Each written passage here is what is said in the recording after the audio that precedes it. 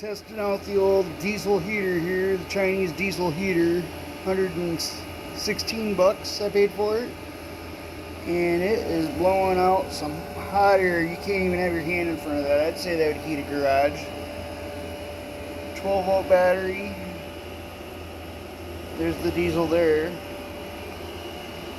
There's the intake. Got the controller. It's got a little remote with it too. It'll run right off a car battery. 12 volts. Got my exhaust going out, my fresh air coming in. You can see the little pump filter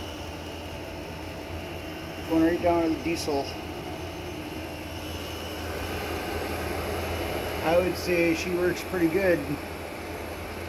It sounds noisy in the video, but it doesn't really sound that bad. And she's blowing out some heat like you wouldn't believe. I'd say it's well worth the 116 bucks. I'm actually thinking about getting another one right now. But you can see how I did it. I got the fuel line, the fresh air, the exhaust. And I just got a chunk of diamond plate right at the outside. I gotta seal it up yet. There's a little muffler that goes on the outside. I haven't put that on yet.